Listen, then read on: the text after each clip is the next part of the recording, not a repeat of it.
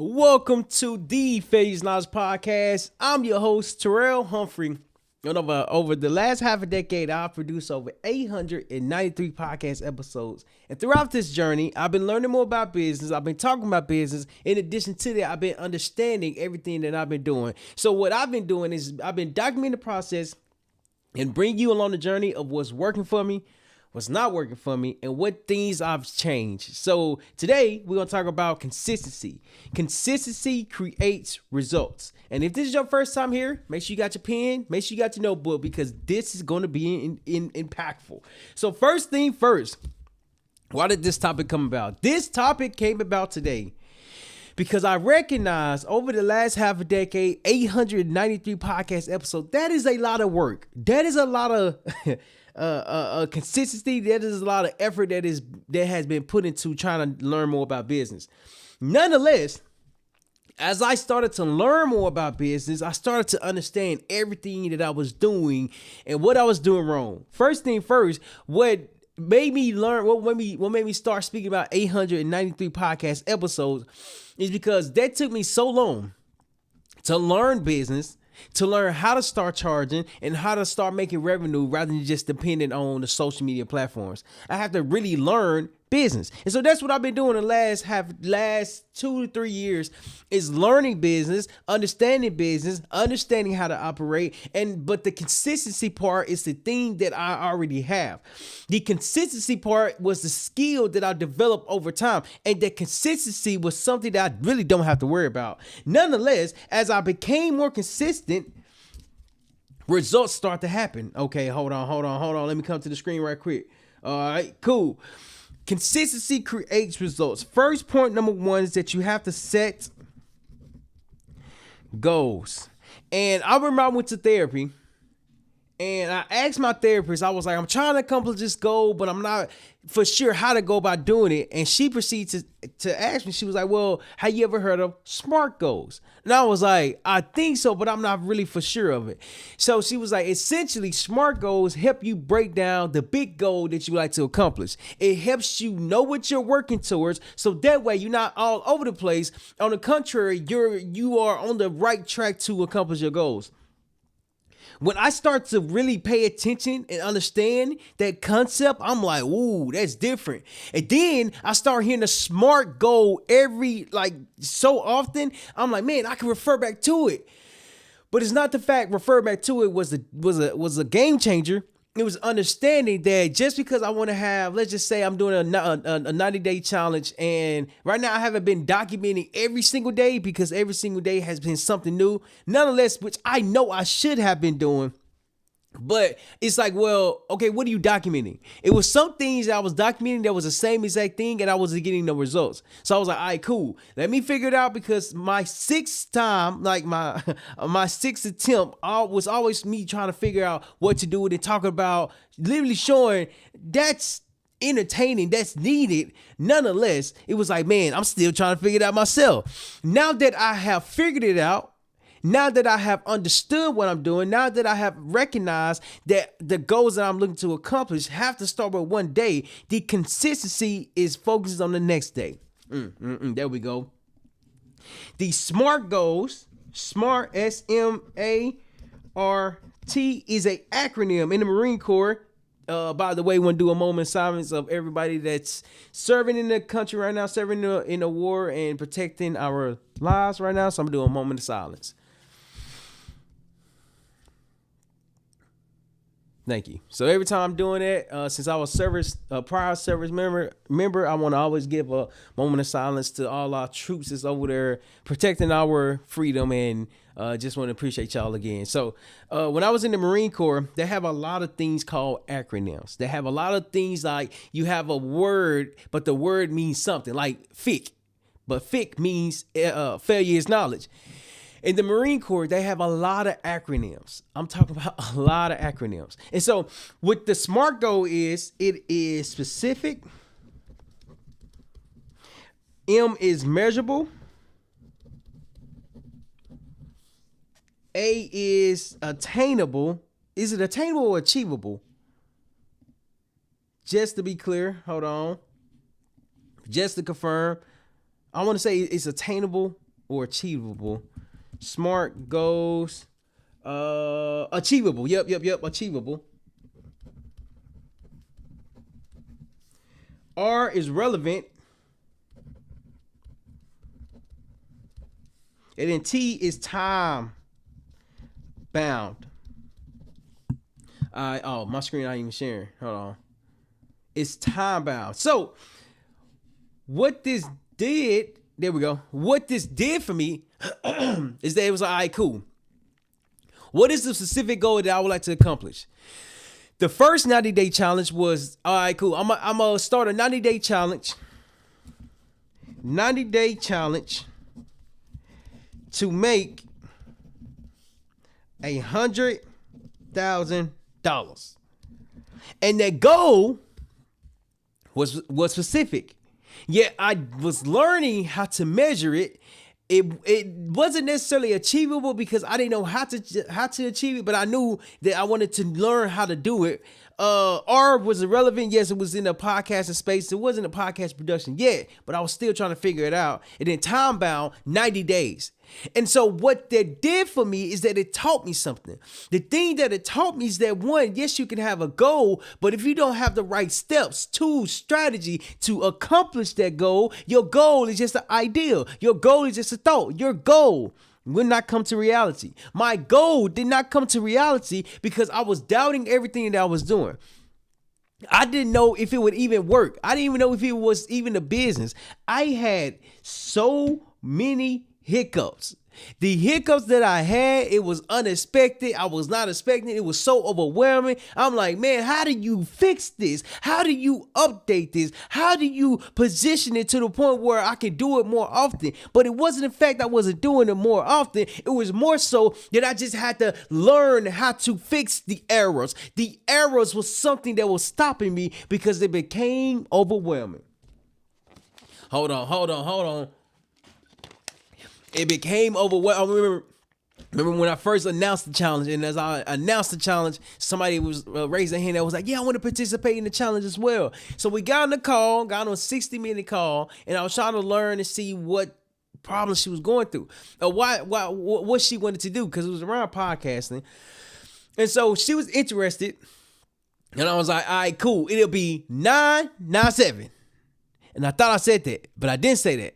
So then when we communicated again, she was like, I thought it was 97 instead of 997. I said, you're right. Let's go with the 97. I didn't even try to argue. But then here's the other error. Here's the other mistake. The other mistake is that when she tried to submit the payment didn't go through because of the website of what I did wrong. And she tried to do it 5 different times. And I'm literally like, well, hold on, let me confirm that you're not getting charged for this. I went to the website to confirm that you wasn't getting charged for it. And I took a screenshot and say, hey, listen, I don't know how to fix this. At this point, I'm trying to fix it, but I don't know how to fix it. Just to confirm you're not getting paid, you're not getting charged for it. So what that did for me is that it taught me that I was working towards my goal. I was working to get in a better position to accomplish this goal. This goal that I was accomplishing only came from me understanding that there's a process that I had to go through. You see that process that I was learning how to have a business. I was learning how to operate the website. I was learning how to fix the mistakes. One thing that life gives you are failures. You cannot avoid failures because when you start to try something new, the new is gonna be overwhelming. I failed so many different times, yet the SMART goal let me have a path to pursue. Even though I was looking to accomplish a $100,000 goal in 90 days, that goal never left my mind because I'm still on the 7th attempt. That goal is the focus. That goal is what I'm consistent at. And it just reminds me that if I'm able to do this 7 different times, if I'm able to start off with 7 different times, eventually I will be able to accomplish this goal. Why? Because of the consistency. The consistency creates results. The consistency creates outcome. The consistency creates a blueprint. Hold on. That blueprint that's there only comes from goals being set. Now that I have goals set, it starts to really I start to shift, okay? What I was shifting is that I was becoming a better business owner. As I start to set smart, specific goals or smart goals, I started to understand, okay, what do I need to do? Okay? What am I doing? Why am I doing that? What am I doing? Why am I doing it? Why? Who is it for? Okay. I tell you this. That question of those three questions gave me so much clarity because the failures did not stop me because they turned it to knowledge. In order for me to develop business acumen, in fact, I'm going to look up the word acumen, business acumen. Hold on, because somebody said I had business acumen. I'm like, bro, I don't even know what that is. Business acumen definition. Business acumen is the keen ability to understand, navigate, and make effective decisions regarding a company's operations, strategy, and financial performance. In other words, let's make it simple, okay?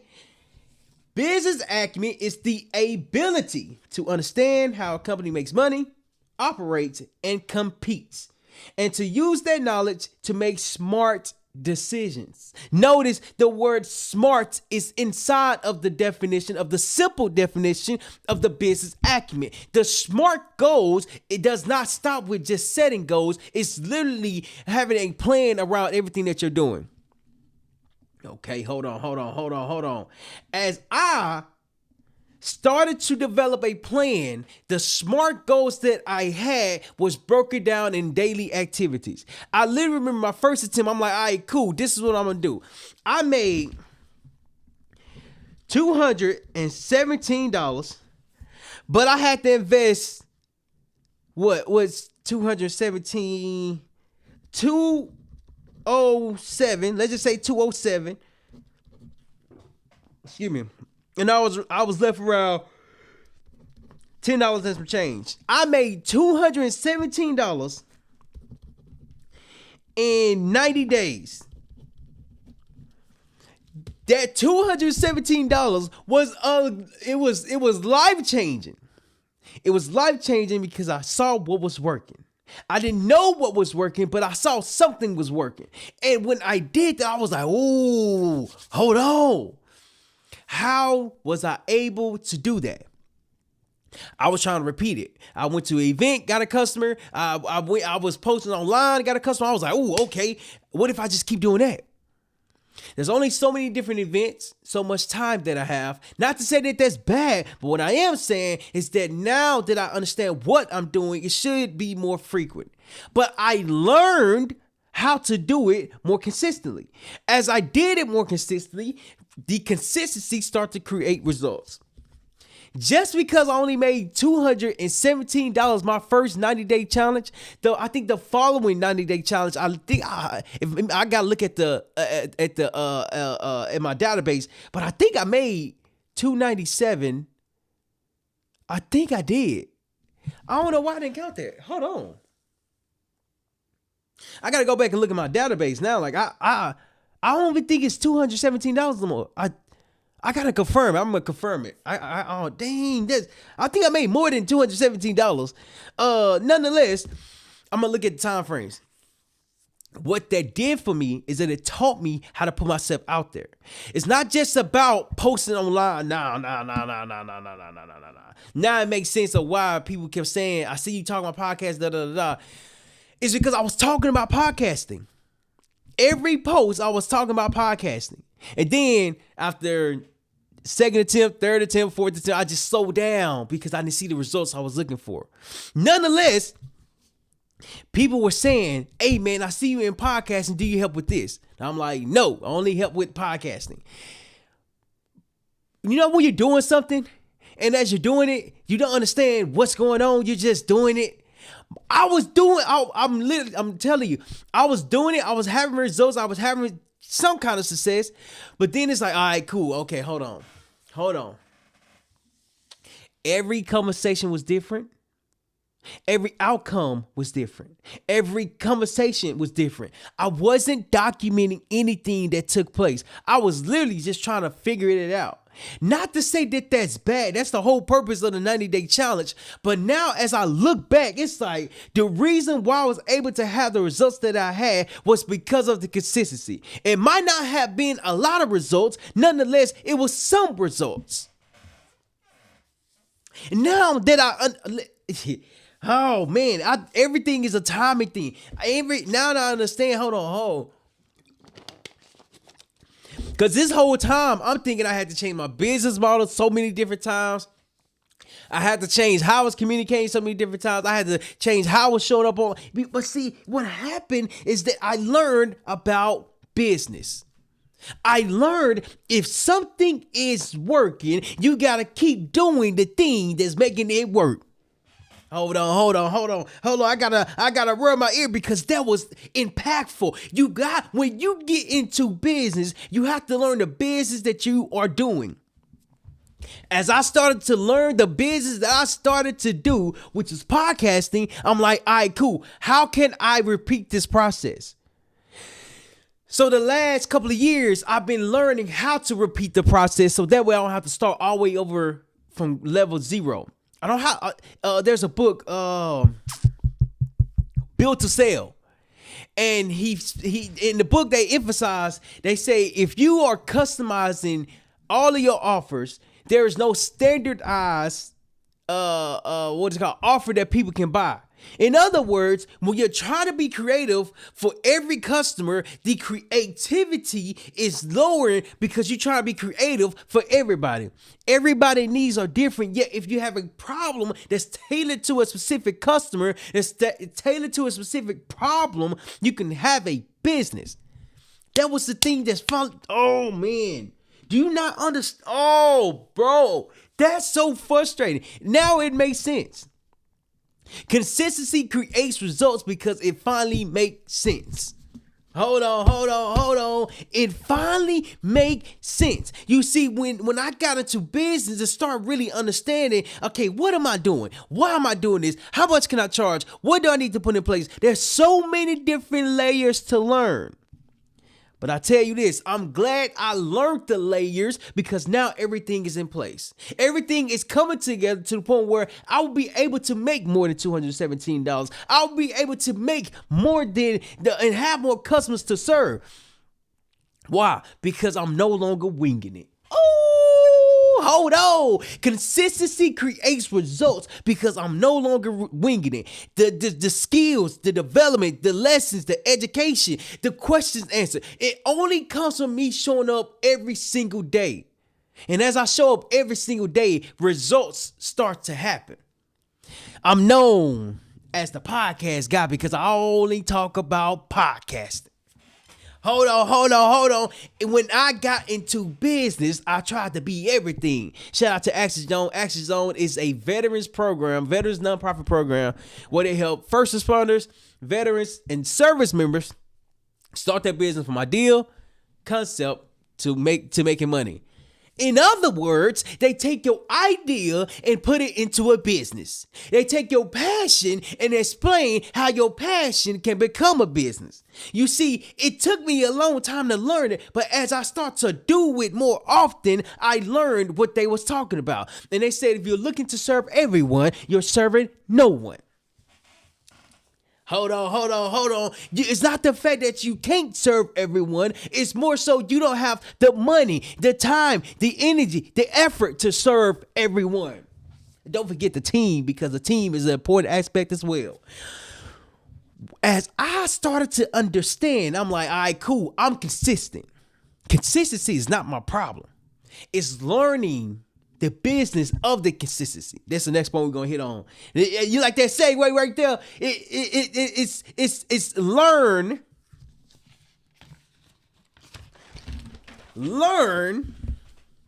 Point number 3. Hold on. I'm sorry. Point number 2. Learn the business of the creative. And what this means is this, and I had a conversation. Yesterday, and I'll tell you this. Hold on. I had a conversation. Learn the business of the creative. In other words, I had the conversation like this.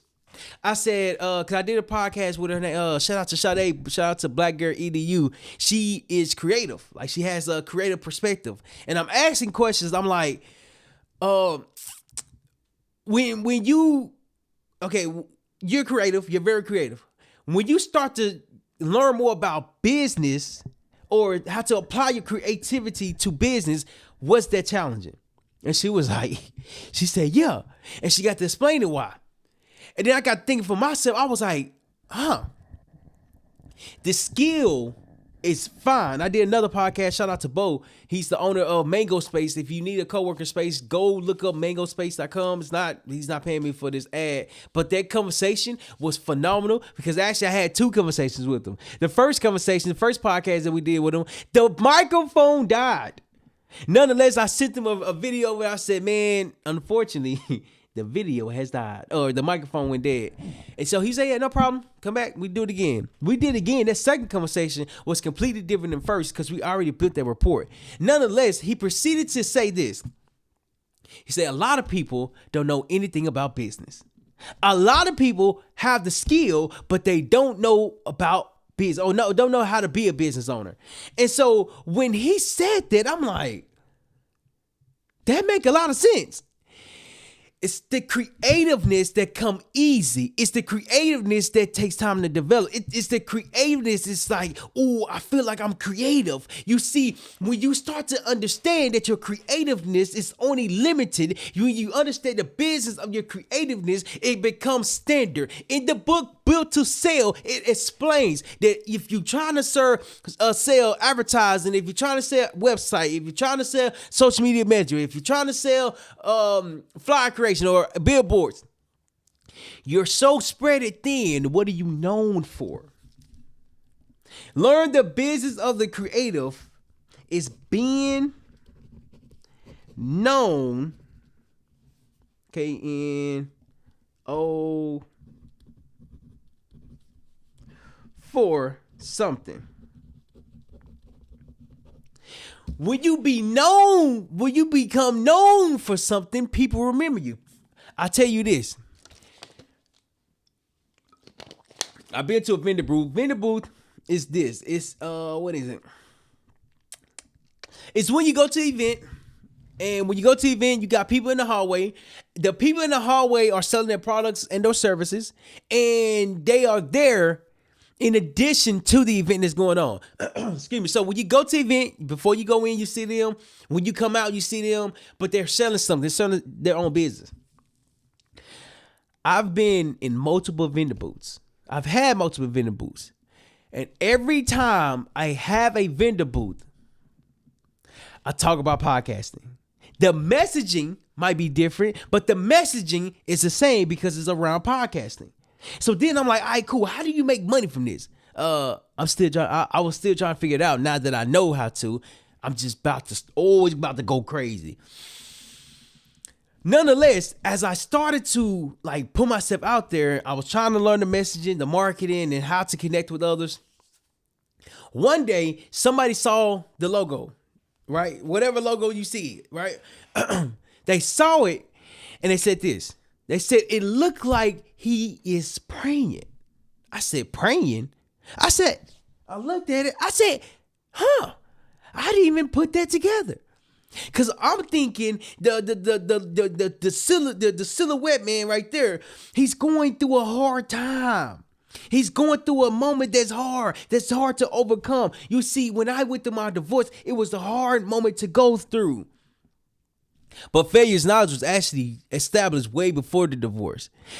But I knew that in order to succeed, you got to go through a phase of life. That was actually my second episode. Something about if you want to succeed, you got to go through a phase of life or something like that. Nonetheless, I tell you this. When they explained it, I'm like, that's a good perspective. Because I wasn't even thinking like that. In business, your perspective changes based off you being consistent, based off you getting educated, based off you learning the problem to solve. Hold on. You have to be known for something so that way people can remember the thing that you are known for. Hold on. I went to about to go speak at a school. And I was speaking to the principal. Went to his office, talked to him, and we was there. And he asked me, he said, so what do you do? I said, great question. I said, we help companies build culture through podcasting. And he looked at me. And he went to the next topic. He looked at me confused. He looked at me like I didn't know what I was talking about. He looked at me like, bro, what are you saying? It's not the fact I didn't know what I was talking about. It's more so I didn't know how to present what I wanted to be known for. You see, hold on. You see, podcasting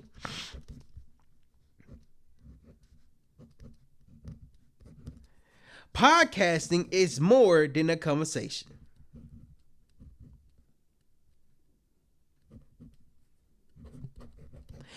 It's more than an interview. It's more than content. More than content. Let's talk some business language. Podcasting can be a lead generator.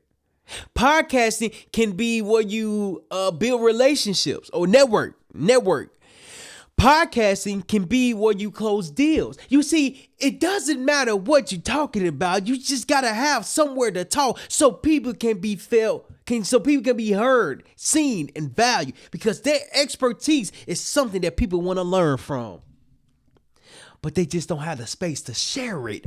Hold on. It's not the fact that their information is not valid. It's invalid because it's not been shared enough. It's more than content because it's the podcasting is more than content because it's something that will help you be known for something. And every time I listen to a podcast, I'm like, why is a podcast a good marketing tool? You literally are talking to somebody for 60 minutes and they tell you their whole life story. And as I listen to the episode, I'm like, I'm just like them. They are normal people. Podcasting normalizes people or business owners, celebrities, superstars, to let everybody know that I'm just like you. And now, when you're known for something, people start to come to you and say, I saw you doing podcasting. Hold on. I saw you doing podcasting. How often do you, or how do you start podcasting? You see, I did a podcast the other day talking about how to launch your podcast. It's not the fact that launching your podcast is challenging. It's more so, it's the business behind the podcast. It's the business behind the creative. It's the business behind the skill. A lot of people don't know how to be business owners, yet a lot of people know how to be creatives. Come on. It's the creativeness that stops people from actually having a business. My downfall was that I knew how to create. I knew how to be consistent. But that consistency only created results when I was consistently learning about business. I had to switch the language. I had to switch the understanding. You see, content creation is a form of marketing. Okay? Sales is a form of communication. Okay. Let me see what else. Team development is a form of leadership. Now understand the language. It's no longer I'm guessing the language. It's now that I understand the language, in addition to me being in school for business management, in addition to me building a podcast production business from ground zero, in addition to the growth, in addition to the experience, in addition to the consistency. The lessons only come from me showing up every single day. The last point that we're going to talk about is this. Last point is to be okay with feedback. Be okay with feedback. Oh, I got to show the screen. Be okay with feedback. Feedback helps you grow. Feedback not only helps you grow, but helps you learn. In order to have and accomplish my goal of making $100,000 within the next 90 days, I'm on day something. I forgot the exact day I'm on, but I'm still doing it. I think I'm like halfway through. In order for me to accomplish this goal, I have to implement everything from my first challenge, my second challenge, my third challenge, my fourth challenge, my fifth challenge, my sixth challenge, now my seventh challenge. Why does it take so long to understand what I'm doing? I'm just a slow learner. Shout out to my coach, Coach Ely. He say, my last name is Humphrey. He say, Hump. He say, you a high rep guy. I'm like, what does that mean? I'm like, I don't understand what that means. He said, you are a high rep guy. It take you a long time to understand what you're doing. I said, no, it don't. I can understand fast. He said, I just told you a high rep guy. So I had to think about what he actually was saying. He gave me feedback that it take me a long time to understand it, but check this out. As it taking me a long time to understand it, I have a lot of reps to understand what I'm doing. A lot of people don't have a lot of reps. A lot of people don't even need a lot of reps. Me, on the other hand, I need more reps than the average person because it takes me a long time to understand it. But check this out. Just because I have more reps, hold on, here we go. Just because I have more reps, that means I have practiced a lot more than the people who get it faster. Hold on. It's not the fact that the information that's there is not valid. It's more so that it takes me a while to understand it. But when I understand it, it's like a light switch. It's like you turn the light off, turn it on. It's like a night and day. Because now I'm not guessing anymore. When you receive feedback, it doesn't matter if it's from customers, your wife, your spouse, your husband, it doesn't matter from anybody. Feedback helps you grow, helps you learn. And when you learn, feedback